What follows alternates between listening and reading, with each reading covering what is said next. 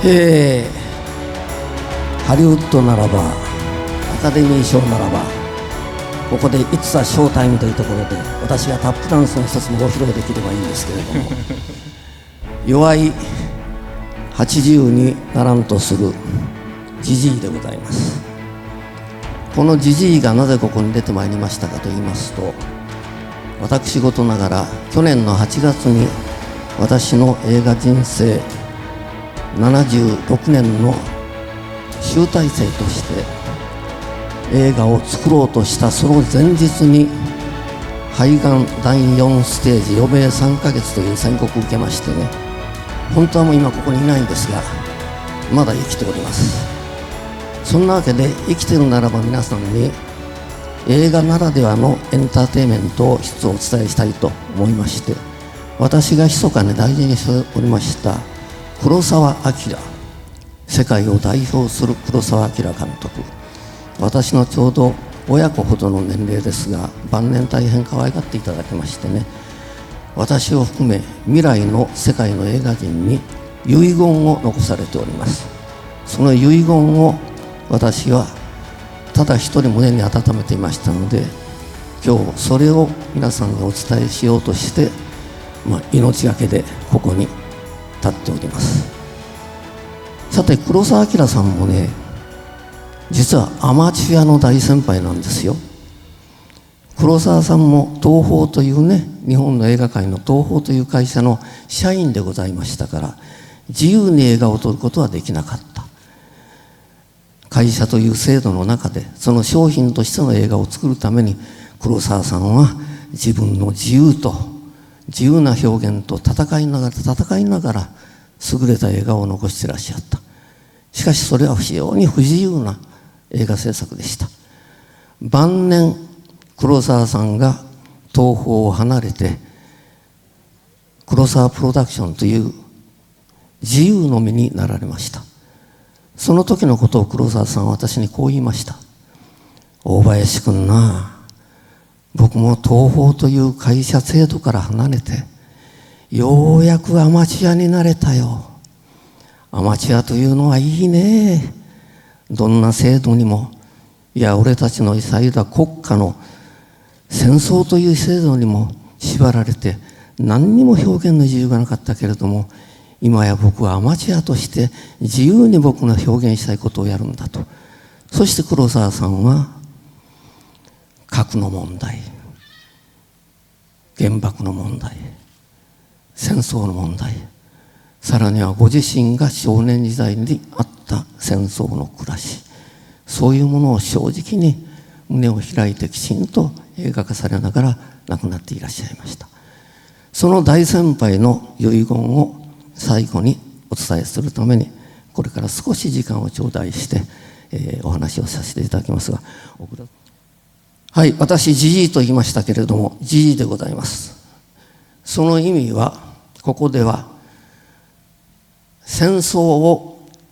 知っている体験した世代ということでございます。私のね2つ3つ兄貴の世代がしっかりとそこを頑張って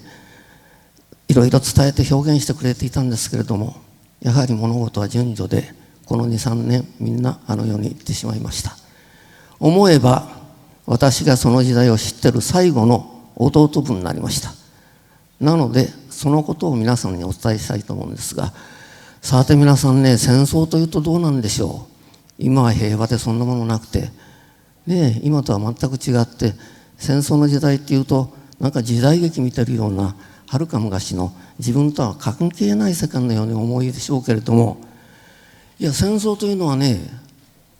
ここにあったんですよ。ここにあったんです。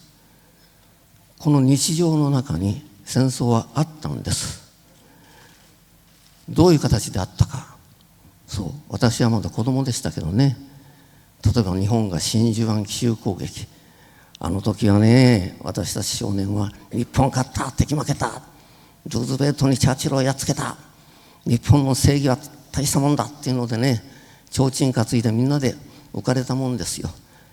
しかしたった4年間情勢はどんどん変わりましてね、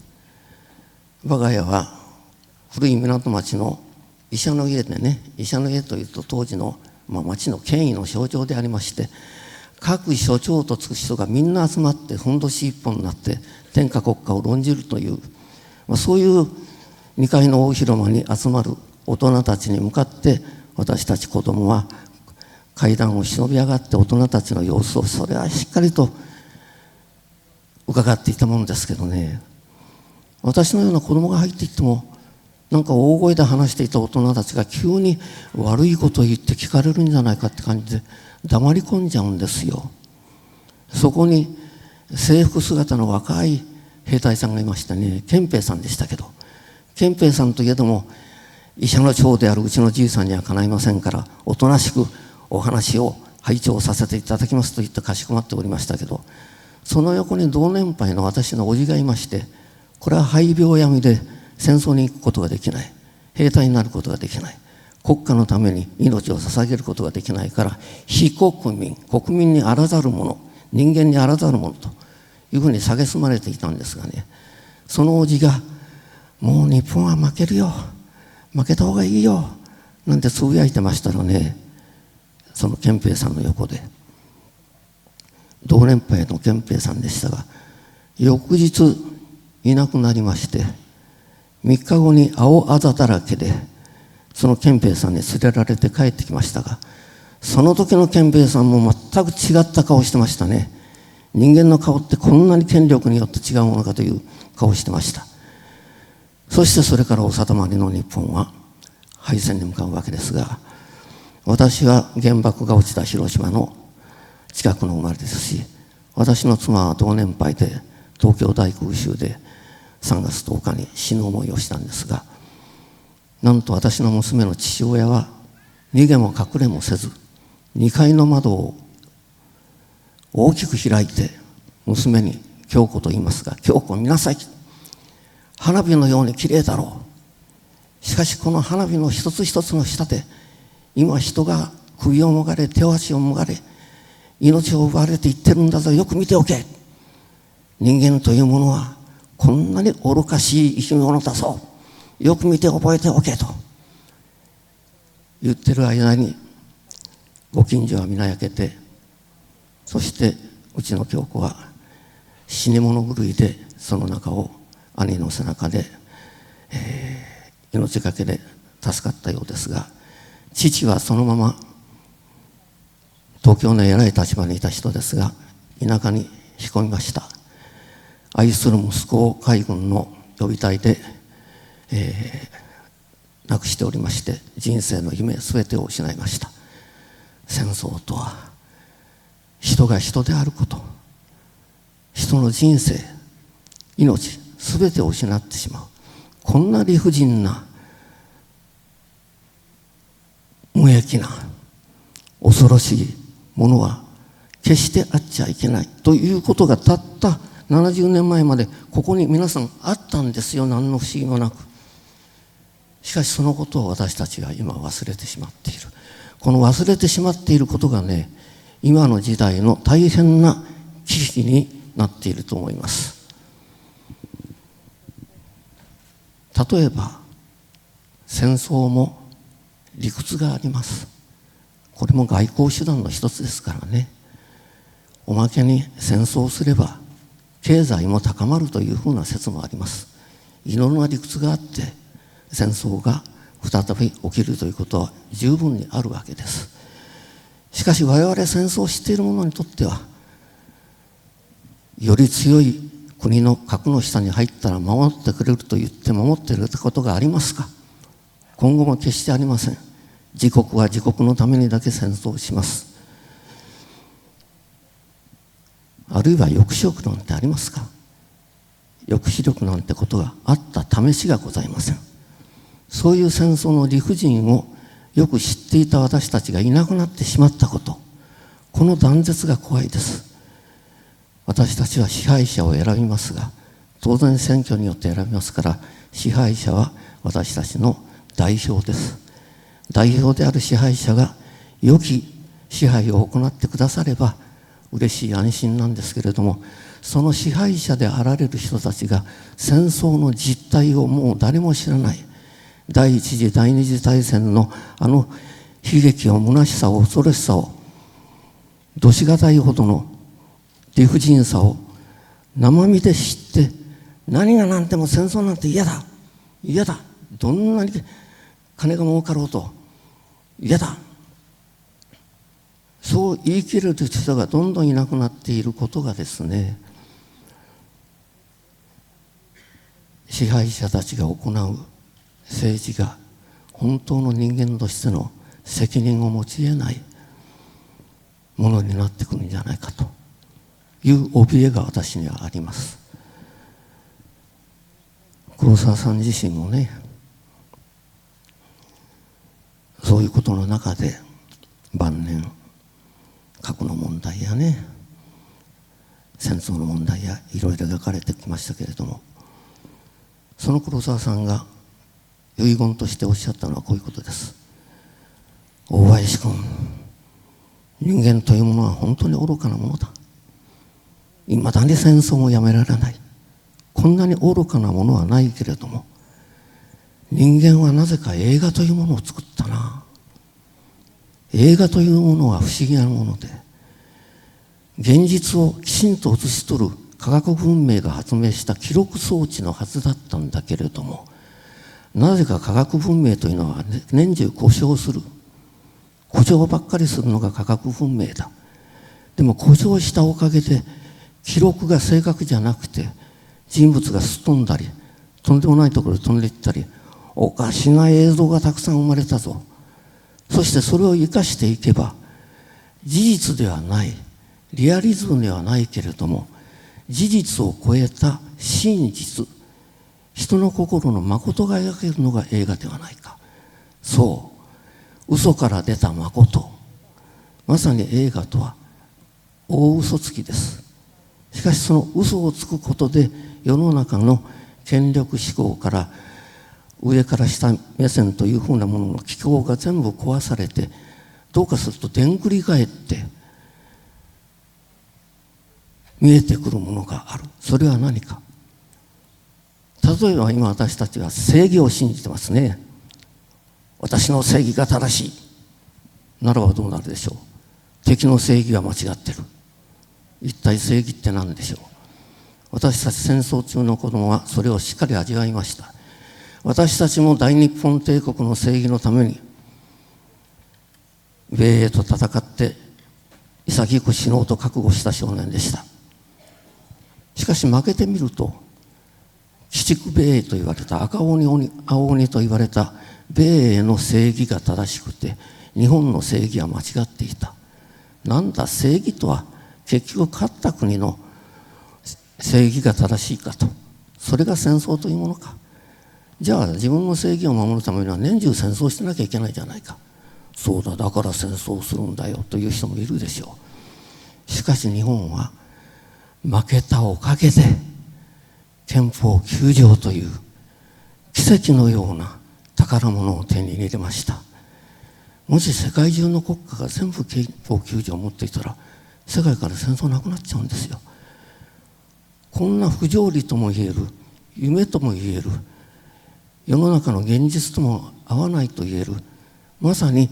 事実には合わない憲法だけれども誠には合う、それを信じることが映画の力なんですね。そういう意味で黒澤さんはこうおっしゃいました。僕は80でもう死ぬけれども、映画には必ず世界を戦争から救う、世界を必ず平和に導く、そういう美しさと力があるんだよ。しかし戦争はすぐに始められるけれども、平和をたどり着くには少なくとも400年はかかるな。俺があと400年生きて映画を作り続ければ、俺の映画できっと世界中を平和にしてみせるけれども、俺の人生はもう足りない。大林君、君いくつだ。その時私50です。そうか、50か、俺はもう80だ。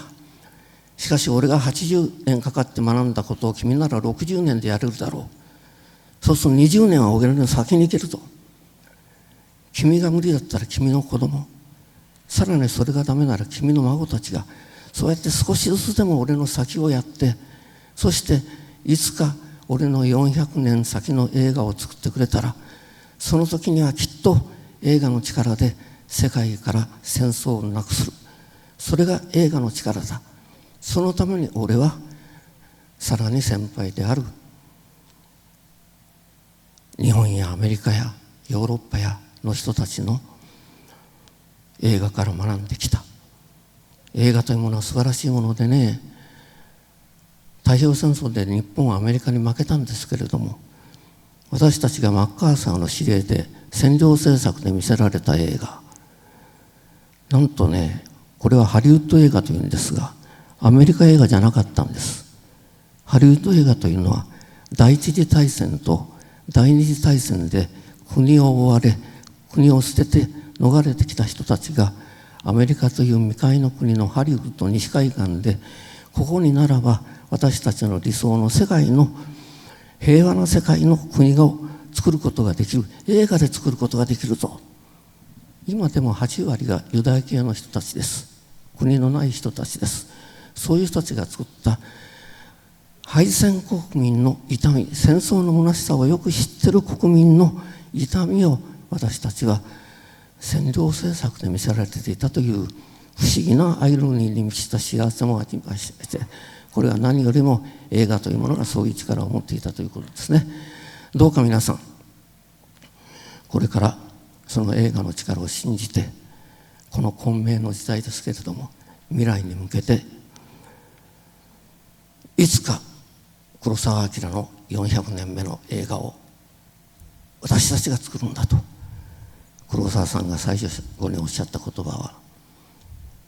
お願いだから俺たちの続きをやってね。映画というものは記録装置ではなくて記憶装置だから、人と人との心のつながりが物語として続けるんだよ。それが映画の物語のいいところで、この物語は嘘をつきながら誠を描くことができるんだ。戦争という犯罪に立ち向かうには、戦争という狂気に立ち向かうには、正義なんかじゃ追いつきません。人間の正気です。正しい気持ち、人間が本来自由に平和で健やかで愛する者と共に自分の人生を歩みたいということがちゃんと守れることが正気の世界です。政治や経済や宗教までがどうしても正義を謳うときに、私たち芸術家は、表現者は人間の正気を求めて正しい人と人の幸せの在り方を築いていこうじゃありませんか。さて、そういう危機感の中で今年のショートショートフィルムフェスティバル、とても素晴らしいございました。20年前にアメリカ帰りの別所さんが日本でこんなものをやりたいとおっしゃって、できればいいなと私も願っておりましたから、しかし参加をさせていただいたのは今回初めてです。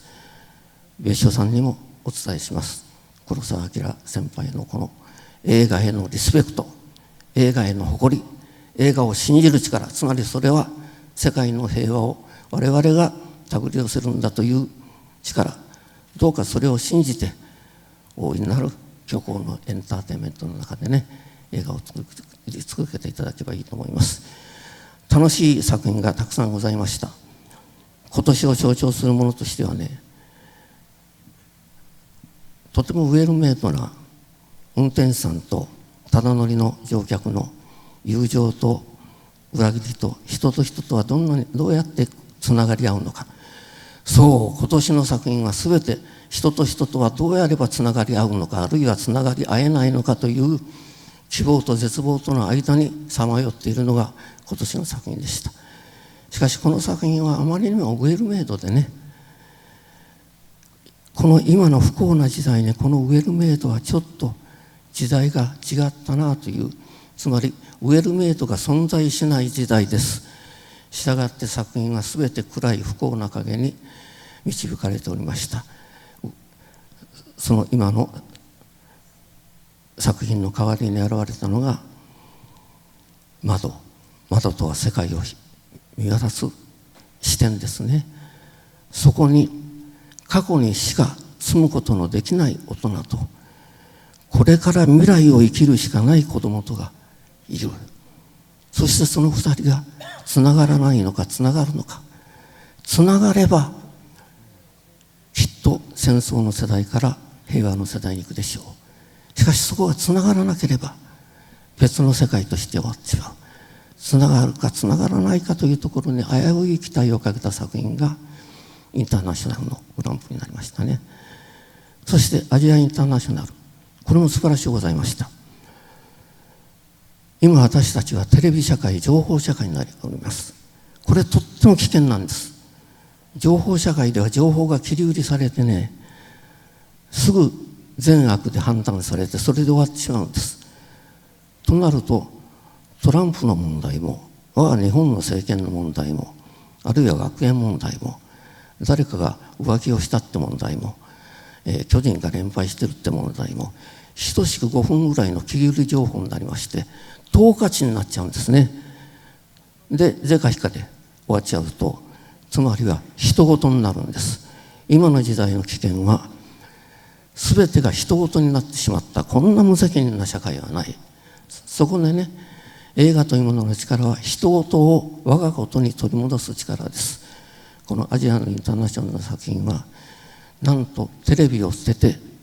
ジャングルに戻っていこうと。これは一つのユートピア幻想のようでもありますし、今私たちが切実に考えなきゃならないテーマかもしれないし、この作品が決定した後ろにはテレビ人の小倉さんがいらっしゃったということにも大変切実な問題がございますけれども、と同時に我々はジャングルに帰るだけではダメだ。原爆をやめるなら猿に戻れと、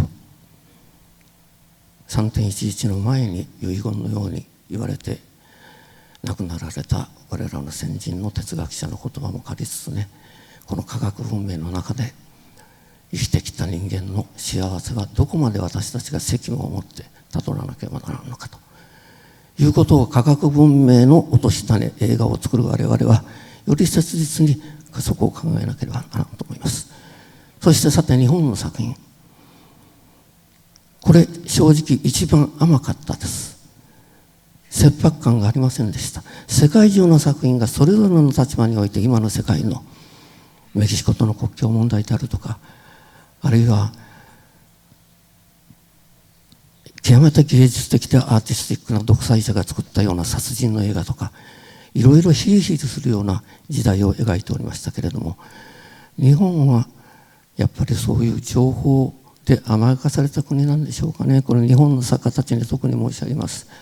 しかしその中でも優れた作品がありました。私感動したのはね、若い女性の人が友人の男の子2人とニューヨークで暮らしている、その彼らの生活を